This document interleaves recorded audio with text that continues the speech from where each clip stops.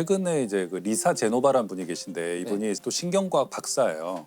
기억과 이제 뭐 이런 망각에 대한 책을 많이 쓰시는데 이분이 이제 테드라는 토크가 있잖아요. 강연 시리즈. 네. 거기 나와서 이제 한 것인데 거기 보면 이런 만약 당신이 85세까지 살아 있다면 둘 중에 하나다.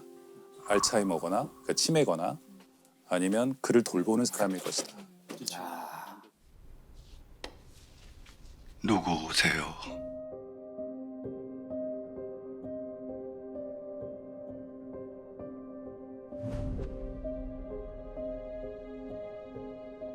그러니까 지금 유병률이 굉장히 높거든요. 85세쯤 되면 거의 한 40%에 도달하는데 엄청나구나.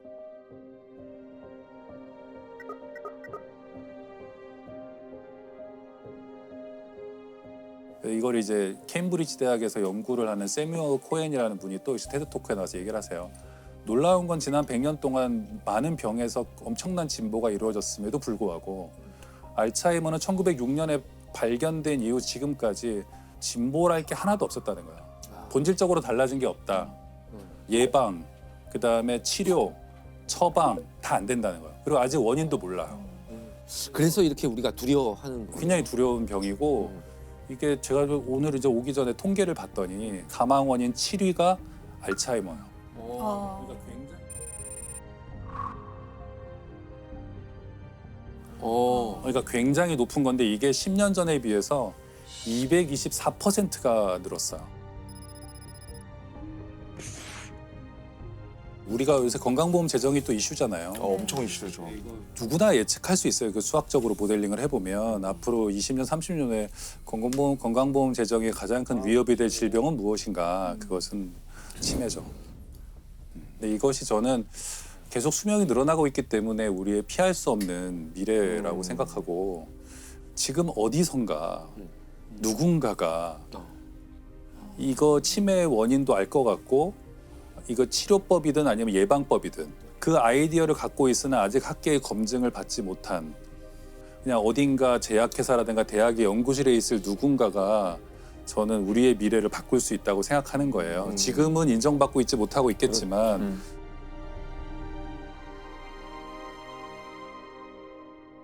알츠하이머는 비교적 이제 근대에 발견된 질병입니다. 그래가지고 그분 얘기를 좀 하고 싶은데 독일의 그 프랑크푸르트 근처에 아우그스테 디라는 어떤 여성이 있어요. 51세 여성이에요. 이 여성이 1901년에 갑자기 남편을 간통으로 고소해요. 근데 남편은 이제 칼이라는 사람인데요. 아주 칼 같은 분이죠. 아주 칼 같은 분이죠. 예. 철도회사에서 일하는 칼 같은 분이셨는데 이 칼은 근데 어쨌든 근데 이분이 아내로부터 엉뚱한 고소를 당했잖아요. 그러니까 아내 행동이 이상한 거예요. 자꾸 잊어버리고 요리도 못하고 자꾸 실수하고 예를 들면 냄비 태워 먹고 사람들을 의심하고 막 이런 일들이 생긴 거예요. 그래가지고 정신병원을 찾아갑니다. 프랑크푸르트 정신병원을 찾아가요. 그 담당 의사가 알츠하이머예요. 의사 박사. 이름이에요? 예. 예.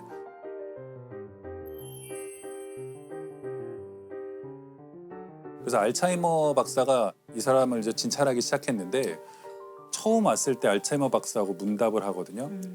뭐 지금 뭐 드세요? 그러면 예를 들어 밤을 먹고 있는데도 뭐 시금치라고 말한다거나 계속 질문하는데 6번째 줄 가면은 이분이 굉장히 중요한 말을 해요.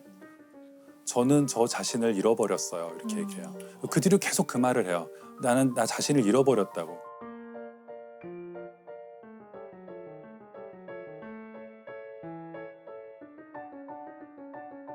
그냥 특이하다고 본 거죠. 51세 여성에게 이런 일이 일어나다니 젊은데 아직. 상대적으로 젊은데 그래가지고는 뭐 계속 자기 이제 연구하고 관찰하고 진찰을 하고 있었는데 이제 이 병원이 비싼 거예요. 노동자 그 가정에서는 남편이 이제 뭐 집도 팔고 뭐 이렇게 해갖고 입원비를 대려고 노력하다가 계속 끝이 없잖아요. 네. 이 병은. 그래서 이제 그만 퇴원시키겠다 그러니까 알츠하이머 박사가 우리 병원에서 책임을 질 테니까 대신에 사망한 뒤에 뇌를 우리 쪽에 기증해 달라. 이제 계속해서 치료를 하죠. 치료하고 관찰하지만 나중에는 뭐 굉장히 심해져요. 예를 들면 대소변도 못 가리고 막 심해져서 불과 한 56세쯤 되면 사망을 합니다. 네. 그래서 뇌를 부검하게 되고 해 보니까 상대적으로 젊은 사람의 뇌에서 볼 수 없는 현상들이 막 발견. 뇌가 일단 그냥 쪼그라들어 있어요. 아.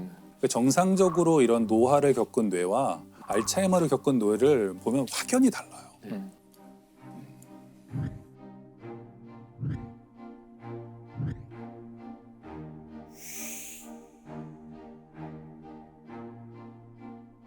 그래가지고 그걸 학계에 보고하게 되고 그래서 학계에서 이제 그걸 처음으로 늙음의 자연, 노화의 자연스러운 과정이 아니라 질병일 수 있다고 이제 판단을 했대요.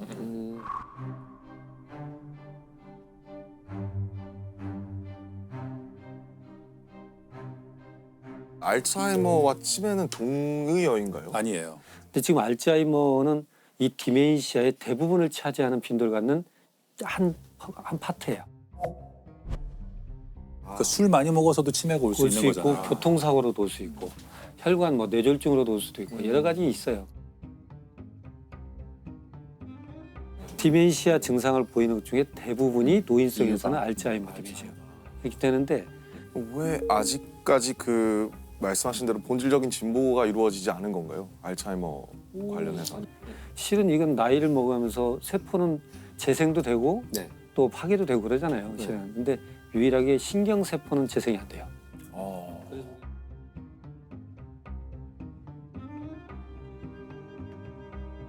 노화의 과정에서 네. 서서히 파괴는 돼가죠. 뇌세포는 다시는 재생이 안 되니까.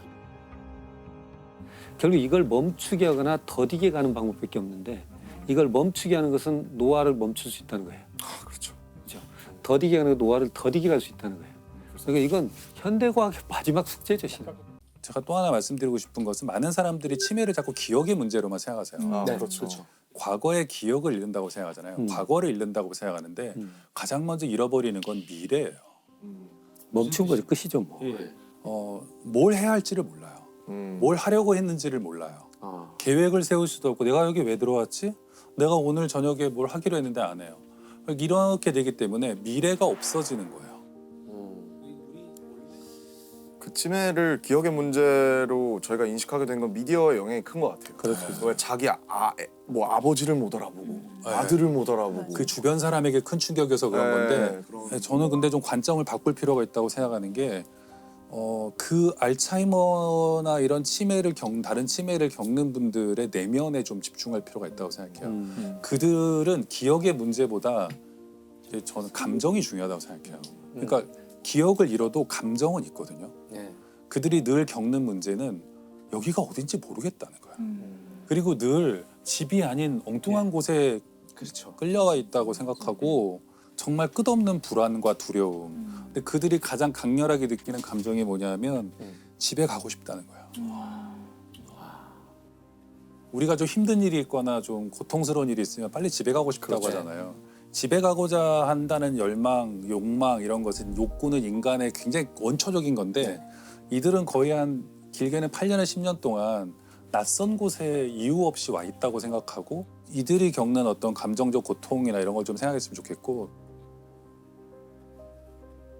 제가 여기 가장 대표적인 예로 늘 드는 게 그런 거예요. 가짜 정류장이라고 네. 독일의 düsseldorf의 한 요양원에서 네. 노인들이 있는 요양원이죠. 요양원에서 가짜 버스 정류장을 만들어요.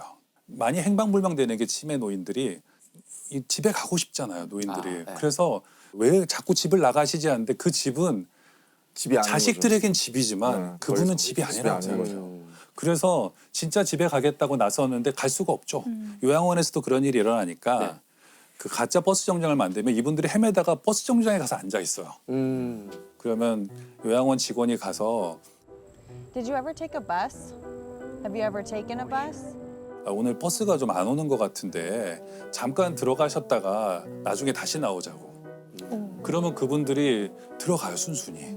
일단 한번 가려고는 했잖아요 집에. 네네. 그리고 왜 나왔는지도 좀 잊어버린 분들이 많이 있고 돌아가서 주무시는 거예요. 이게 굉장히 성공적이었던 거예요. 그래서 유럽 전역의 이 그 시니어 요양원들에 이게 생겼어요. 제가 그걸 다룬 어떤 그 영상을 본 적이 있는데, 네. 그러니까 그런 이 버스 정류장에 한 할아버지가 앉아 있고 옆에 한 이제 여자분이 와서 앉아요. 그러니까 이제 이야기를 나누죠. 네. 그래서 아, 우리 딸이 있는데 딸이 어쩌고 저쩌고 뭐 딸을 걱정하고 이제 우리 손자가 뭐 어쩌고 저쩌고 그 얘기 옆에서 다 들어주거든요. 그래서 이제 그 영상의 마지막이 되면은 이제 옆에 있던 여자분이 이제 이 사람을 부축해서 Are you all right? Yeah, What about your family? it's just me and my dad. And he's sick. Come on, this is us. Dad. Come on.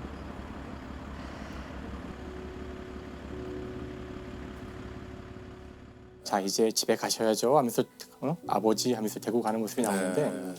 아마 그런 그 정류장을 보여주면서 만든 영상인 것 같아요. 그래서 그 병이 안타까운 지점이 딱 이게 숫자가 많아지고 이런 게 모이면 그 정류장처럼 이분들이 곧 처리돼야 될 존재들이 아니고 우리가 뒤따라가야 될 존재로 보고 사회는 이걸 어떻게 같이 살아가는 방법들을 찾아가서 그런 것들도 중요한 것 같아요. 2013년에 살인자 기업법 쓰고 네. 계속 저는 기억의 문제에 좀 관심이 많이 있었어요.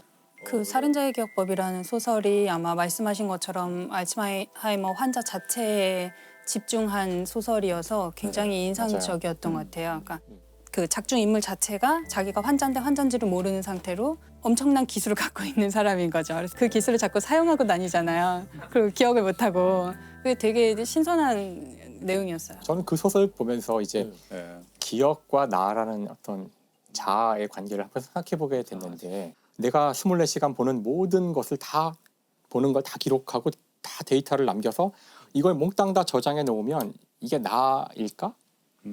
이제 이런 생각을 해본 적이 있어요. 이렇게 레코딩된 모든 이 네네. 데이터의 총합이 나하고 얼마나 다를까 생각해 봤는데 제 생각은 결국 내가 아니라는 거였어요. 왜냐하면 그 망각이라는 것이 물론 이것이 이제 질병이 되면 참 끔찍한 일이지만 이건 사실 영화 감독님이 더 잘하실 텐데 영화 필름으로 찍은 그 필름의 전체 모든 찍은 양은 영화가 아니라 그렇죠. 영화를 어떻게 편집하는지가 그 영화가 어떤 것이 되는지 결정하는 것처럼 사실은 편집된 그 나의 인지가 나지 그럼요. 내가 본 것이 내가 아니라고 생각해요.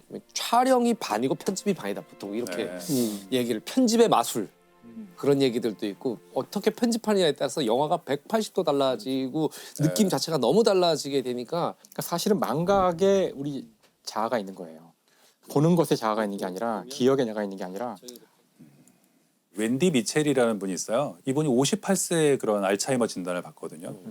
근데 이분처럼 이렇게 그 나이에 그런 진단을 받는 분은 많은데 이분이 특이한 점은 그때부터 블로그를 만들고 자기가 겪은 일을 다 쓰기 시작했어요.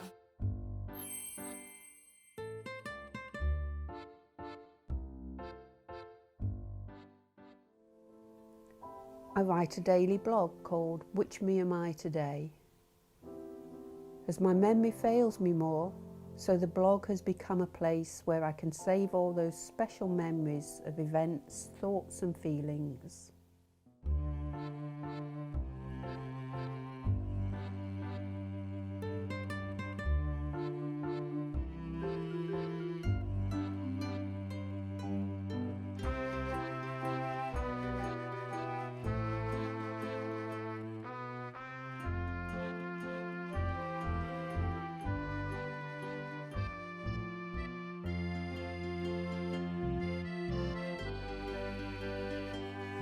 또 스카이다이빙도 하고 계속해서 어쨌든 사람들과 활동을 하고 어떤 일을 겪고 자기가 어떤 어려움을 겪는지도 쓰고